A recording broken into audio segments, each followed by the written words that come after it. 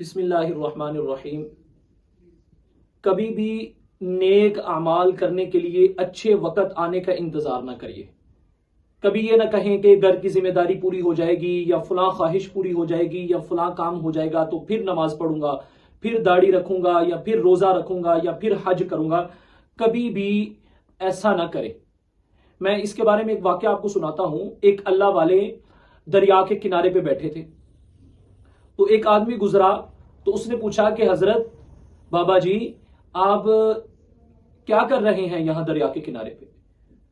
تو بابا جی نے کہا کہ میں انتظار کر رہا ہوں کہ دریا کا سارا پانی جب گزر جائے گا تو پھر دریا کو پار کروں گا۔ تو وہ آدمی کہنے لگا کہ دریا کا پانی گزرنے کا انتظار میں تو آپ کی زندگی ختم ہو جائے گی، اور کبھی بھی دریا کا پانی تو ختم نہیں ہوگا، اس طرح تو آپ کبھی بھی دریا کو پار نہیں کر سکتے۔ تو اس بابا جی نے کہا کہ یہی تو میں لوگوں کو سمجھانا چاہتا ہوں، یہی بات تو میں تمہیں سمجھانا چاہتا ہوں۔ جس طرح دریا کا پانی نہیں گزر سکتا اور پانی ختم نہیں ہو سکتا، اور پانی کے ختم کرنے کے انتظار میں تمہاری زندگی ختم ہو جائے گی، اسی طرح زندگی کے جو کام کاج ہیں، انسانی ضروریات ہیں، وہ بھی کبھی ختم نہیں ہو سکتی۔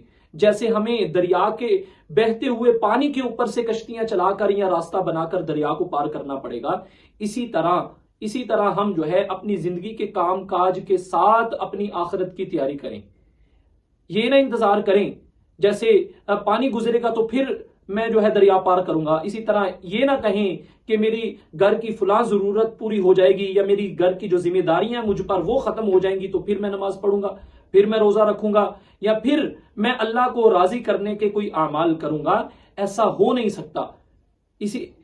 اس لیے دنیا کے کام کاج کے ساتھ ہمیں آخرت کی قبر کی تیاری کرنی پڑے گی، اور دنیا کے جھنجھٹوں سے اپنے اوقات کو فارغ کر کے نماز کے لیے اوقات فارغ کریں، روزہ کے لیے اوقات فارغ کریں، اپنے نفس کو اپنے اندر کو اس بات پر تیار کریں